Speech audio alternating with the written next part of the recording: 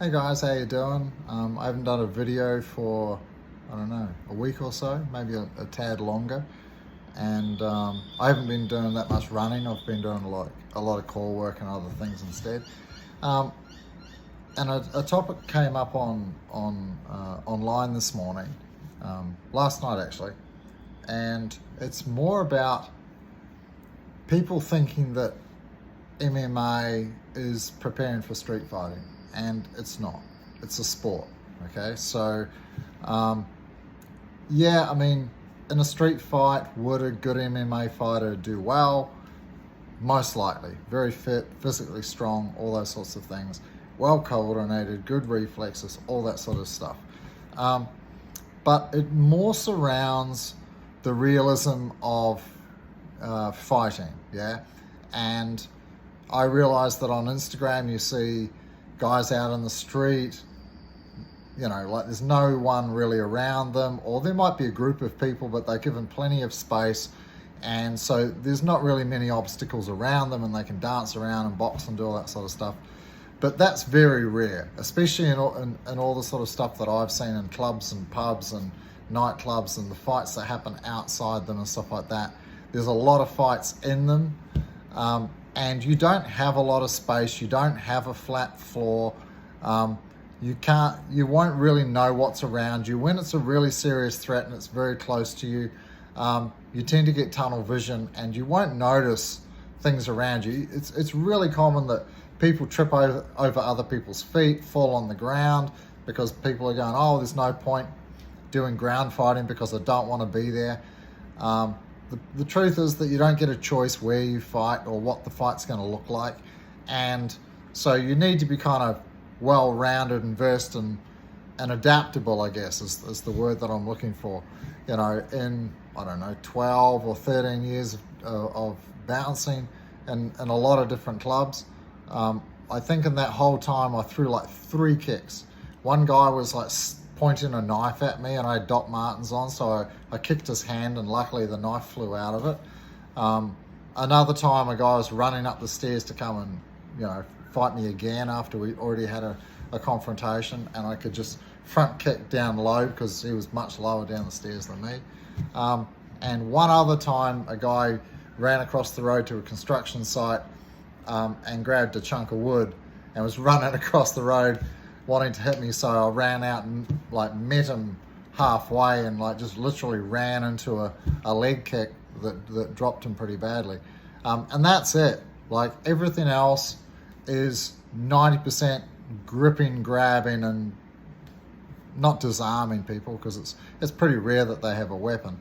But for the most part, you have to understand that as soon as if you went back to the old days of the UFC where there's no time limits, no weight classes, and like no gloves, it would be very interesting to see what happens, because yes, they had to find a way for the UFC to survive, and boxing was lobbying hard against getting it banned because it was competing with boxing and generally more popular. But they worked a deal out, and so everything had to be done through the Nevada State Athletic Commission, so they have to institute rounds. They want basically it to look more like a sport and more like boxing. So there was strict weight classes, there was gloves involved, you know, and a lot more rules added and things like that. But there's incredible athletes. I watch the UFC a lot. I watch a lot of fighting. And I find it very interesting. I like it a lot, but it's not a street fight, yeah? And so if you're spending a lot of your time striking, if you go to court, if you've hit somebody with your hand, regardless, well, maybe not regardless, that's not true, but you're gonna have to be able to justify it. Judges look very, very harshly upon striking because you don't control the person's fall, right? And if they're unconscious as they're falling, they're not going to be breaking their fall in any sort of meaningful way. There's a good chance, like that's the easiest way for somebody to die, is to fall on the back of their head on concrete or any hard surface. Yeah, and I knew a guy who just shoved somebody, and that guy tripped and hit the back of his head on the bronze foot resting thing at the base of a bar, you know, and he went to jail. I'm not sure how long for, but it's serious business when you're talking about throwing people and double legging people into concrete and punching them in the head and things like this. And having been to court a lot as part of many security teams, and seeing the difference in the way that the judges respond to somebody hitting somebody or versus somebody grabbing someone and tripping them to the ground or putting them in some sort of a restraint and things like that. The judges have no real problem with all the grippy, grabby stuff. They don't like people hitting each other. There's and all the times I've been to court and all the fights I've seen, I don't think I've seen another person throw a leg kick in the street. Yeah. It's very rare. So in terms of how you're going to shape your training, I think that learning some striking is important. So for example, at my academy, the 4 to 7 year olds just grapple standing and grapple on the ground, and the 8 to 12 year olds do grappling standing and on the ground and learn to throw and stuff like that. And they kind of deal with more anti-bully situations, mostly people trying to grab their head or trying to hit them or grabbing their jacket, and how to break the grips and things like this, and how to protect your head if someone's trying to hit you, what the signals are that someone's going to try and hit you. Once they close their hands, it's go time. You don't have to wait. You don't have to justify your actions now. And you can close that gap and put them on the ground and deal with them appropriately and proportionately. And that's the key, is that your response to the threat, your perceived threat, if you're going to get legal about it, because a small person will perceive a threat as much more dangerous than a large person will, so that's why if it's a small guy or it's a woman, for example, and somebody's 20%, 30% bigger, 40%, 50% bigger than them, then the perceived threat allows them to use, it justifies them using a lot more force, than somebody of a similar size. So if I'm 75 kilos or whatever and I'm fighting another dude about my size, then I have to be careful with what I do. I can't just go crazy and say, well, I felt incredibly threatened by this person, unless you can really justify it. Maybe they had a weapon, they were super aggressive, they kept putting their hands in their pockets all the time, so you suspected they had a weapon. They were going to encourage, they looked like they were encouraging their friends to join in. So now it's a multiple attack situation, which means that you're going to have to put the first person down pretty hard, because there's another person you're going to have to potentially deal with. So I know that it's cool watching MMA. It's not cool seeing the number of people developing CTE from the sport, and you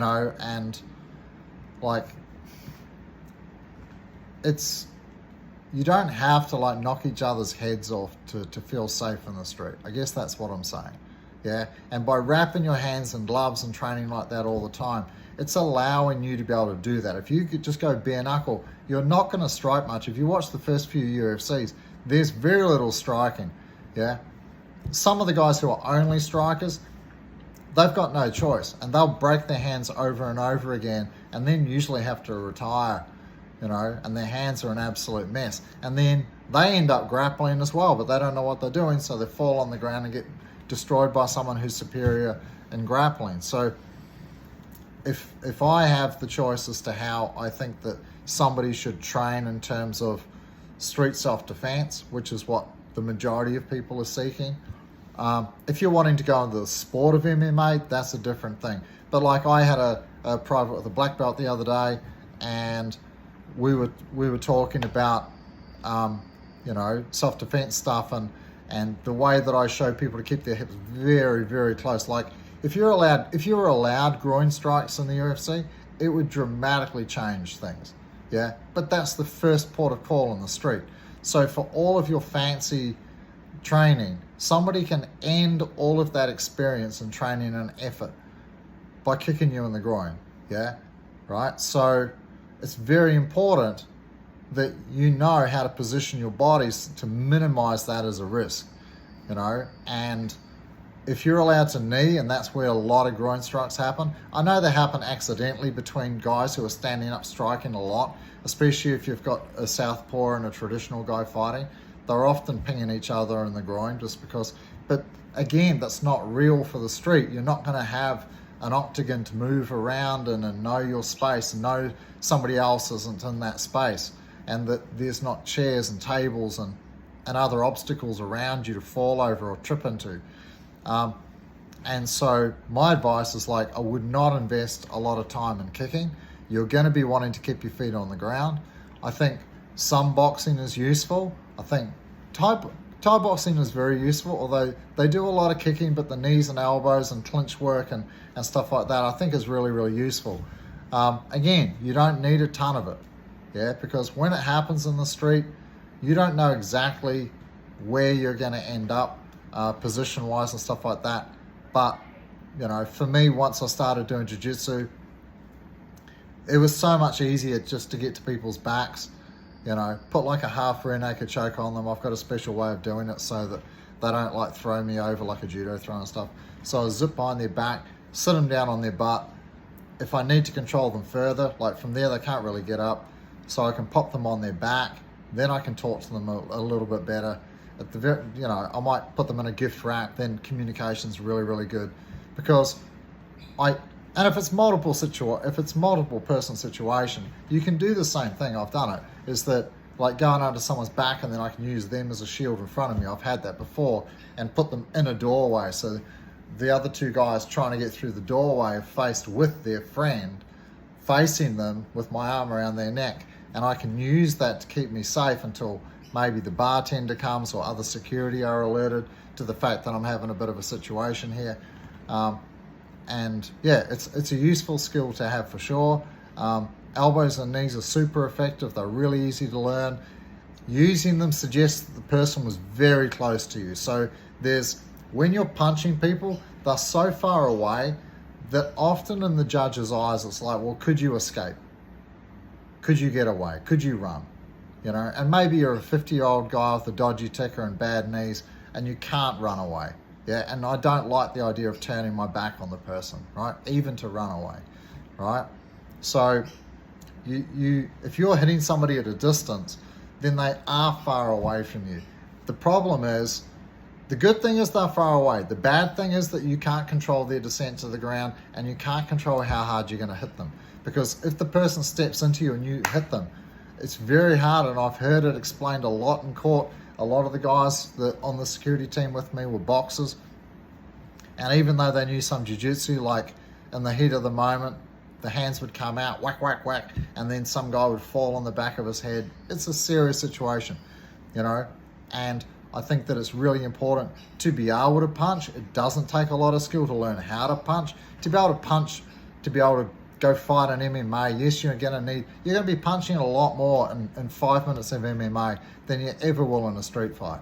It's going to be, unless you knock the guy out and then you've got to explain their head hitting the ground, it's much better to shut the striking down, get close, and to be able to control their descent to the ground and even leave the person uninjured. Like, that's an ideal situation. I've had it tons and tons of times on the door. Someone swings at me, you go under the arm, around the neck, sit them on their butt, put them on their back if necessary, under knee ride. You know, if they're still going, I'll push their arms down and take them into a gift wrap, you know, and they understand that you have absolute control of them, you know, and there's no need to whack them anymore. Sometimes I'll tweak an ear or grab their nose if they're still cursing, and I want to give them the opportunity to just leave the situation, yeah. And again, 90% of the time, you let the guy go. You go, hey, if you try that again, it's going to get really bad for you, because I know you're going to really try and hurt me this time. Yeah, so I'm not going to be so nice. You let them go away. 90% of the time they do. Occasionally they jump up and they want to swing at you again, and you have to go through the same process. Yeah, I put them down, I tie them up, I'll slap them around a little bit, you know, and, you know, you might put them to sleep. Just, you know, you don't have to put them all the way out, but enough that they know that, you know, like, this is not going to end well for them. And I think that learning jiu-jitsu and learning some striking, it doesn't have to be a lot of kicking. It's kind of useful just to keep distance if someone's trying to step to you, like smacking their front knee, like, that's pretty useful. But in terms of like winding up for round kicks or high front kicks or anything like that, I wouldn't even be thinking about it. But certainly being able to like probe their front knee and whack that so that they don't want to come forward. So that, especially if, say, you can see someone's really wanting to hit you with their rear hand, then when you hammer that front knee, then it halts their progress with the punch a lot. Again, if you've missed that opportunity and they're coming forwards, then you have to get face to face. Put your face right on their chest. Get inside that range of striking, and do what you do as a jiu-jitsu person. So just remember that for those of you out there doing MMA, casually as not professionally or anything like that, that to be careful if you're going to try and use that in the street. Yeah, be very careful of your hands and how you're going to hit people. If you're boxing and stuff, exactly the same. Go and learn some jiu-jitsu so that you don't have to be that guy, so you don't have to explain to a judge, or to be able to see the guy who hit his head who's now a vegetable, yeah, and you'll probably be charged, and now you have to feel the guilt of that person's life in that state. That's something that I would absolutely hate to have on my conscience, and luckily don't. Because when I first started doing security work, I did some judo as a kid, and I was primarily a striker. Yeah, a lot of karate, Thai boxing, a little bit of boxing. I like boxing, I like watching it, but when I joined the boxing gyms, there was 2 that I went to, and they were kind of, if I wasn't going to compete for the gym as a boxing athlete, they kind of weren't interested. When they heard that I was really just wanting to be a well-rounded martial artist, they just kind of poo-hooed me, weren't interested. So I was like, well, okay, I'll just go back to watching it, and I enjoy watching, good boxing. Love Lomachenko, my favorite. And so, I wouldn't invest heavily in your hands and feet, knees and elbows and clinching. So if you're going to go do some Thai boxing, go find a really legit traditional Thai place, not like a kickboxing gym, and really learn to clinch well, learn how to spin people, off balance them, trip them, use your knees and elbows and even headbutts, depending on the gym. That's really super useful, especially a place where they're aware of headbutts a lot, because in the street, it's a really easy weapon. It's very close. A lot of people get caught out, not paying attention, and they don't think, because they're not thinking of headbutting somebody, so why would someone headbutt me? And it's very common, it's easy to do, it's very damaging, it's a very useful tool in the street. So make sure that when you're training that you're aware of that. I'm constantly bringing my students' attention to it, especially in jiu-jitsu. If you take somebody's back, it's really common that there's a big gap between their heads. That's an instant headbutt, either from like a clumsy, overzealous white belt trying to escape and put their shoulders on the ground, or in the street, it's going to be somebody really trying to break your face with their head. So I always say that on the mat, what happens on the mat is accidental, but in the street, that same thing will be deliberate. So you need to pay attention. When you take back mount, glue your head against their head. There should be no space. It helps you maintain back mount, helps interrupt their escape, and it keeps your head safe if they're going to try and headbutt you. So make sure that you're training in a school that really focuses on self-defense and looks at these sorts of things regularly and as a part of a normal class, because it really pays off. I've trained a lot of different gyms, a lot of different jiu-jitsu styles, and even within the Gracie family themselves, there's a huge spread of focus on various parts of jiu-jitsu, I guess. A lot really focused, like Helson's really focused on self-defense, and he's experienced a lot of street fighting, especially the guys in Hawaii. It's almost a part of their culture, along with surfing and fighting. It's all the same. So they love Helson and his practical approach towards fighting and jiu-jitsu, not separating the two out really. I like that a lot. Pedro Sauer, Hickson Gracie, all that sort of stuff. Love their stuff. It might not be obvious to most, when they're doing jiu-jitsu, like just how different Hickson and his way of moving is. It's really interesting, and it's not as obvious. You know, I guess that's why it's called like invisible jiu-jitsu, because if you see a video of it and if you see pictures, like, it doesn't make sense. You're like, yeah, you have to experience it in person, and it's something that I encourage people to do. You know, don't be blinded to everything. It's fun when you're young and being super athletic and you can do athletic movements and stuff like that.